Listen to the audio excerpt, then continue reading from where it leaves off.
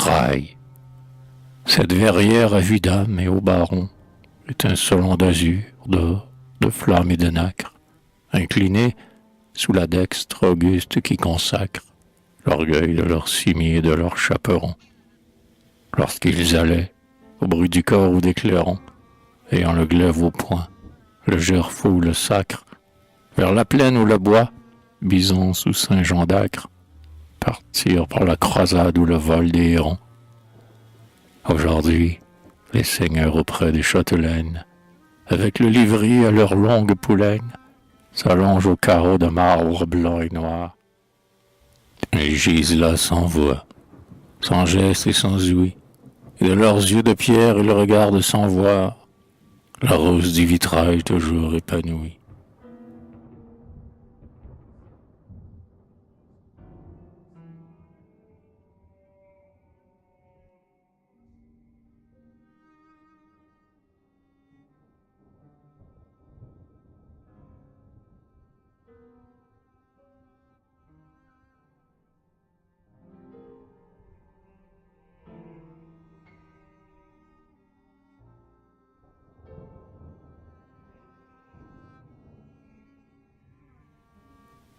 Épiphanie. Donc Balthazar, Melchior et Gaspard, les rois mages, chargés d'un nef d'argent, de vermeil et d'émaux, et suivis d'un très long cortège de chameaux, s'avancent, tels qu'ils sont dans les vieilles images. De l'Orient lointain, ils portent leurs hommages au pied du Fils de Dieu né pour guérir les maux que souffrent ici-bas l'homme et les animaux. Un page noir soutient leur robe à ramage. Sur le seuil de l'étable où veille Saint-Joseph, ils ôtent humblement la couronne du chef pour saluer l'enfant qui rit les ennemis. C'est ainsi qu'autrefois, sous Auguste César, sont venus, présentant l'or, l'encens et la myrrhe, les rois mages Gaspard, Melchior et Balthazar.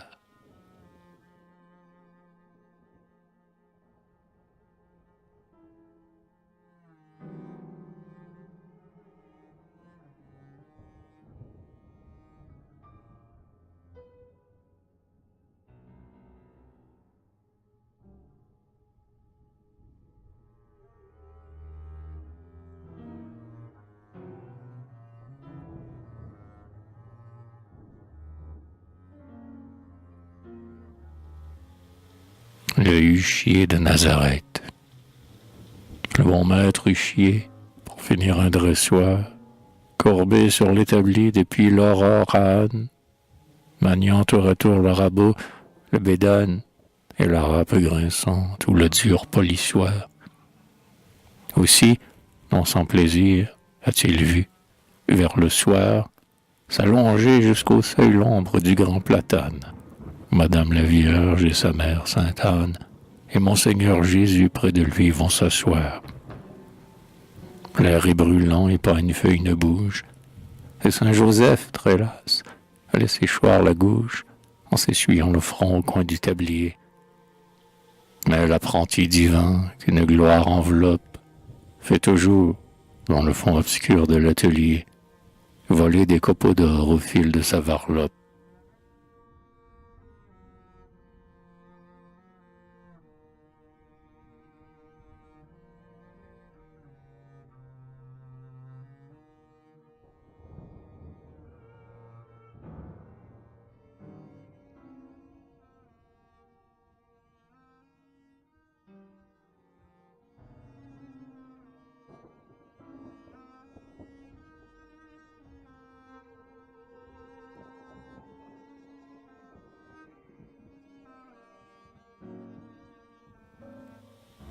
L'estoc.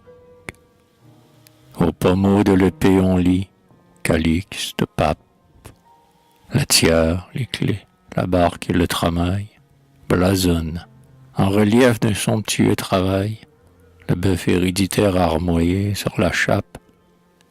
À la fusée, un dieu païen, faune ou priape, rit engainé d'un lierre à graines de corail, et l'éclat du métal s'exalte sous l'émail, si clair que l'estoc brille encore plus qu'il ne frappe. Maître Antonio Pérez de Las Celas forja ce bâton pastoral pour le premier Borgia, comme s'il pressentait sa fameuse lignée. Et ce glaive dit mieux qu'Arioste ou Saint-Nazaire, par l'acier de sa lame et l'or de sa poignée, le pontife Alexandre ou le prince César.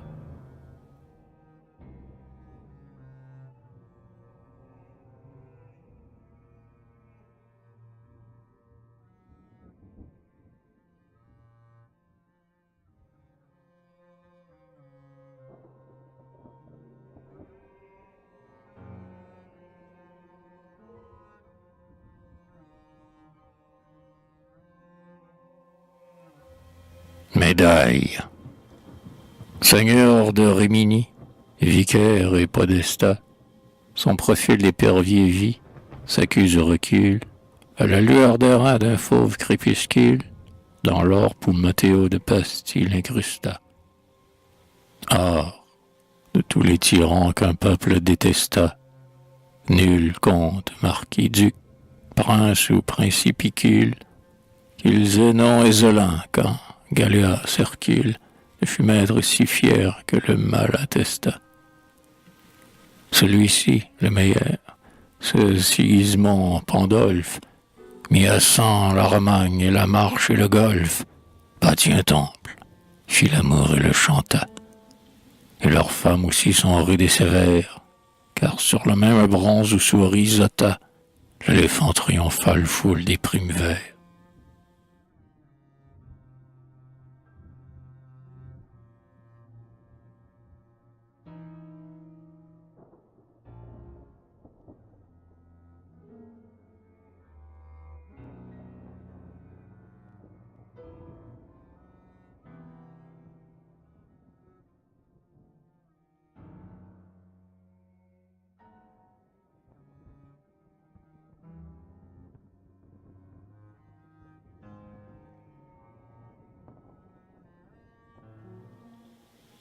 Suivant Pétrarque, vous sortiez de l'église et, d'un geste pieux, vos nobles mains faisaient l'aumône aux populaires, et sous la porche obscure votre beauté si claire, aux pauvres éblouis montrait tout l'or des cieux.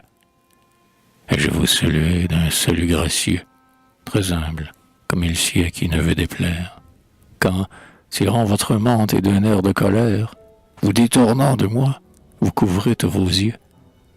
Mais amour qui commande au cœur le plus rebelle, ne voulait pas souffrir que, moins tendre que belle, la source de pitié me refusa merci. Et vous fûtes si lente à ramener le voile, que vos cils ombrageux palpitèrent ainsi, qu'un noir feuillage où filtre un long rayon d'étoiles.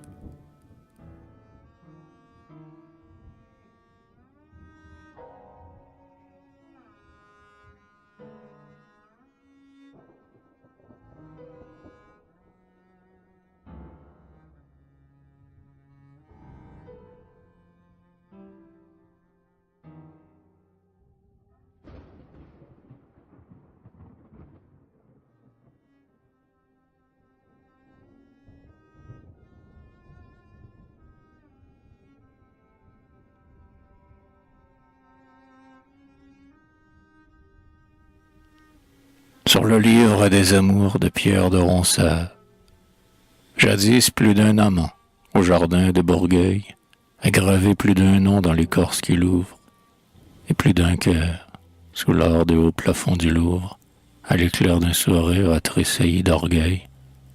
Qu'importe, rien n'a dit leur ivresse ou leur deuil, ils gisent tout entiers entre quatre raies de Rouvre, et nul n'a disputé, sous l'herbe qui les couvre, leur inerte poussière l'oubli du cercueil. Tout meurt, Marie, Hélène et toi, fière Cassandre, vos beaux corps ne seraient qu'une insensible cendre, les roses et les lys n'ont pas de lendemain. Si Ronsard, sur la Seine, sur la blonde Loire, n'eût tressé pour vos fronts d'une immortelle main, aux myrtes de l'amour le laurier de la gloire.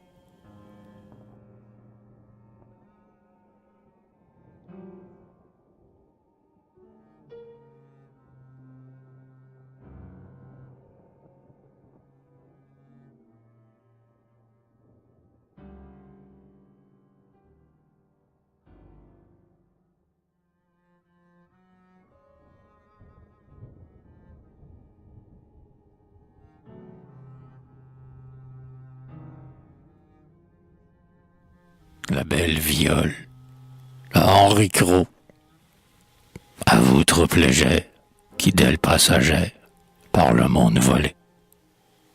Joachim du Bellay. Accoudé au balcon d'où l'on voit le chemin qui va des bords de Loire aux rives d'Italie, sous un pâle rameau d'olive son front plie, la violette en fleurs se fanera demain. La viole que frôle encore sa frêle main charme sa solitude et sa mélancolie. Son rêve s'envole à celui qui l'oublie, en foulant la poussière où gît l'orgueil romain. C'est celle qu'il nommait sa douce angevine, sur la corde vibrante à leur l'âme divine, quand l'angoisse d'amour étreint son cœur troublé, et sa voix livre au vent qui l'emporte loin d'elle, et le caresseront peut-être, l'infidèle, cette chanson qu'il fit pour un vanneur de blé.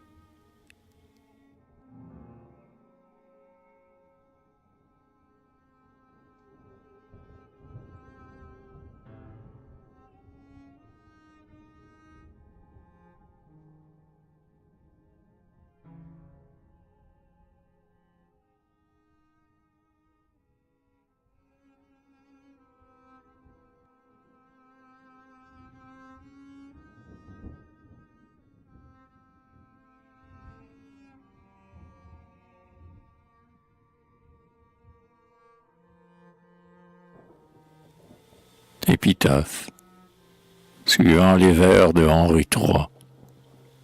Ô passant, c'est ici que repose Hyacinthe, qui fut de son vivant seigneur de Maugiron. Il est mort. Dieu l'absolve et le en son giron, tombé sur le terrain, il gît en terre sainte. Nul, ni même Célus, n'a mieux de perles saintes, porter la toque à plumes ou la fraise à godron. Aussi vois-tu, sculpté par un nouveau miron, dans ce marbre funèbre un morceau de jacinthe.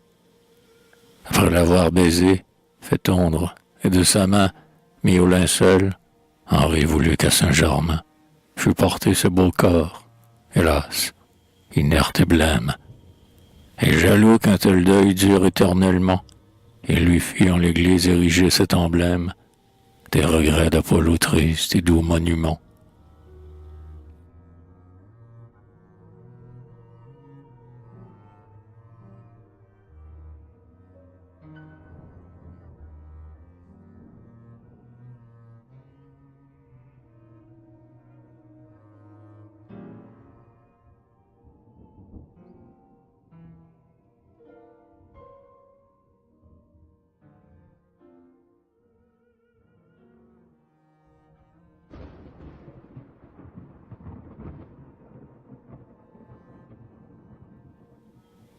Vélin doré, vieux maître relieur, l'or que tu ciselas au dos du livre et dans l'épaisseur de la tranche, n'a plus, malgré les fleurs poussées d'une main franche, la rutilante ardeur de ses premiers éclats. Les chiffres enlacés que liait l'entrelac s'effacent chaque jour de la peau fine et blanche, à peine si mes yeux peuvent suivre la branche de lierre que tu fis serpenter sur les plats. Mais cet ivoire souple et presque diaphane, Marguerite, Marie, ou peut-être Diane, de leurs doigts amoureux l'ont jadis caressé, et ce vélin pâli que Dora, Clovis, Ève évoque, je ne sais par quel charme passé, l'âme de leur parfum et l'ombre de leurs rêves.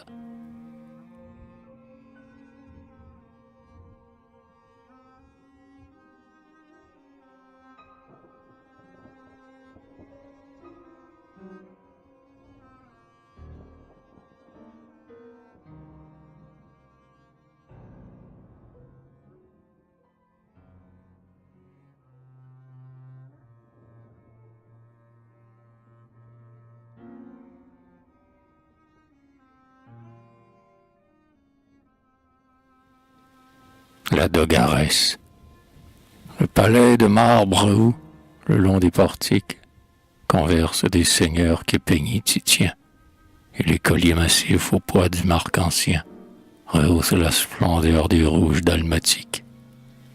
Ils regardent au fond des lagunes antiques, de leurs yeux où reluit l'orgueil patricien, sous le pavillon clair du ciel vénitien, étincelait l'azur des mers adriatiques, tandis que le sein brillant des cavaliers traîne la pourpre et l'or par les blancs escaliers, joyeusement baignés d'une lumière bleue. Indolente et superbe, une dame, à l'écart, se tournant à demi dans un flot de brocart, sourit au négrillon qui lui porte la queue.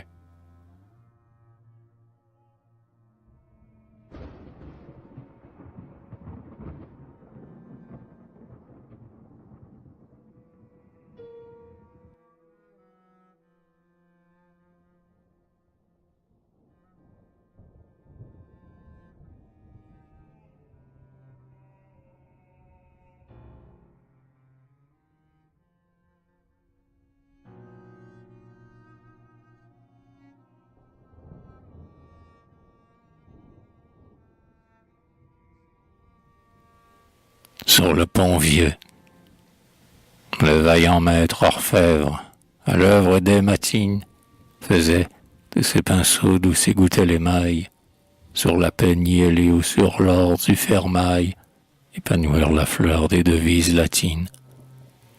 Sur le pont, où sont clairs des cloches argentines, la cape coudoyait le froc et le camail, et le soleil montant d'un ciel de vitrail mettait un nimbe au front des belles florentines.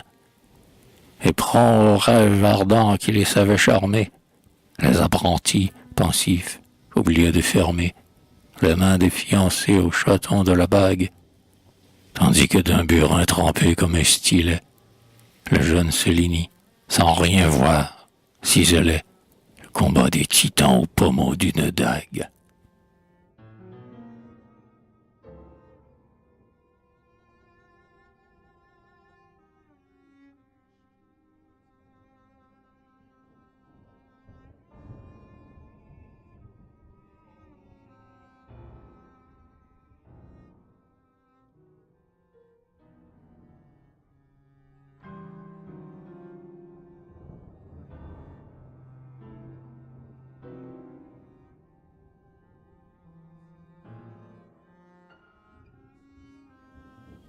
Le vieil orfèvre, mieux qu'aucun maître inscrit au livre de maîtrise, qu'ils aient nom Orise, Arphée, Ximénise, Becéril, j'ai sorti le rubis, la perle et le béryl, tordu l'anse d'un vase et martelé sa frise. Dans l'argent, sur l'émail où le paillon s'irise, j'ai peint, j'ai sculpté, mettant l'âme en péril, au lieu de Christ en croix et du sang sur le grill, ou honte, Bacchus ivre ou Danaé surprise. J'ai de plus d'un estoc damasquiné le fer, et, pour le vain orgueil de ses œuvres d'enfer, aventurer ma part de l'éternelle vie. Aussi, voyant mon image inclinée vers le soir, je veux, ainsi que fit Fréjus de Ségovie, mourir en ciselant dans l'or un ostensoir.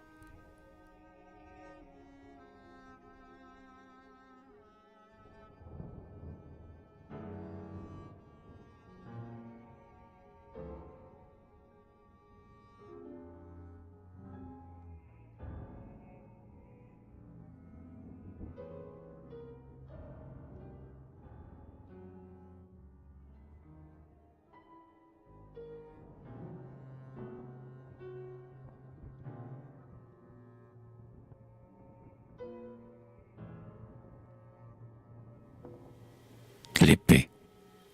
Crois-moi, pieux enfant, suis l'antique chemin.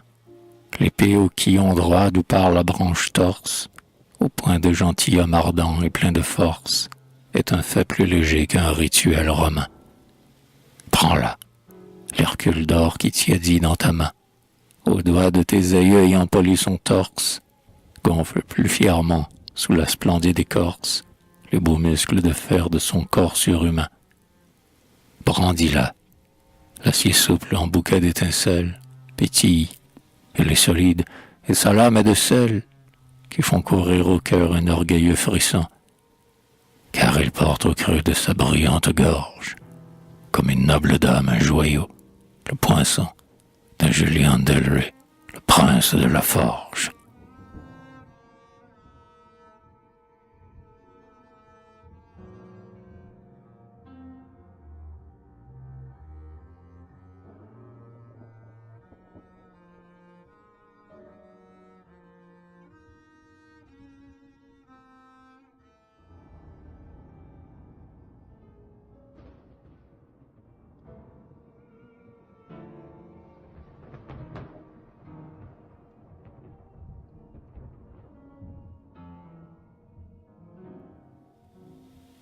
Claudius Popelin. Dans le cadre de plomb des fragiles verrières, les maîtres d'autrefois ont peint de hauts barons, et, de leurs doigts pieux tournant leurs chaperons, ployé l'humble genou des bourgeois en prière. D'autres, sur le vélin jauni des bréviaires, enluminaient des seins parmi de beaux fleurons, ou laissaient rutiler, entre souples éperons, les arabesques d'or au ventre des aiguillères. Aujourd'hui, Claudius, leur fils et leur rival, faisant revivre en lui ses ouvriers sublimes, a fixé son génie au solide métal. C'est pourquoi j'ai voulu, sous l'émail de mes rimes, faire autour de son front glorieux verdoyé, pour les âges futurs, l'héroïque laurier.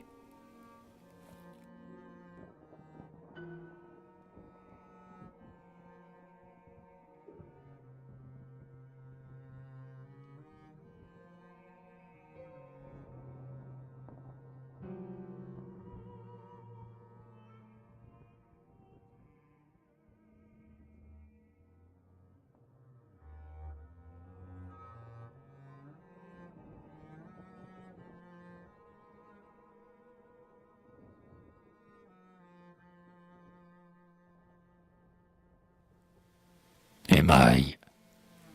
Le four rugit, la plaque est prête. Prends ta lampe. Modèle le paillon qui s'irise ardemment.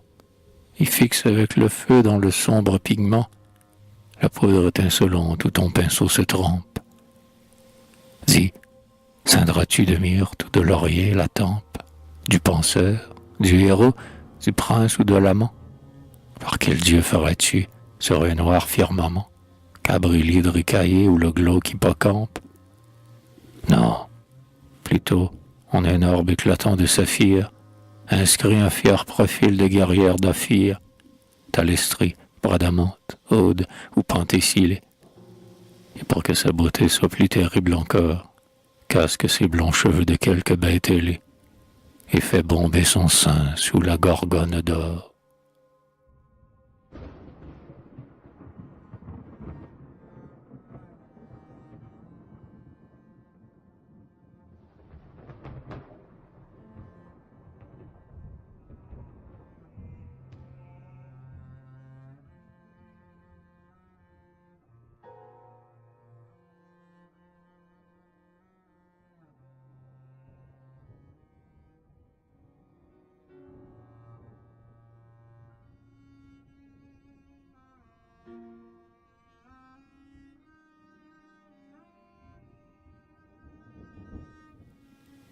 Rêve d'émail. Ce soir, au réduit sombre où pleure la Tana, le grand feu prisonnier de la brique rugit, exalte son ardeur et souffle sa magie, au cuivre que l'émail fait plus riche que l'or. Et sous mes pinceaux naît, vit, court et prend l'essor, le peuple monstrueux de la mythologie, les centaures, Pan, Sphinx, la chimère, l'orgie, et du sang de Gorgo, Pégase et Chrysaor. Prendrais-je Achille en pleurs près de Pentésilée, Orphée ouvrant les bras vers l'épouse exilée, sur la porte infernale aux infrangibles gonds, Hercule terrassant le dogue de l'Averne, ou la Vierge qui tord au seuil de la caverne, son corps épouvanté que flairent les dragons.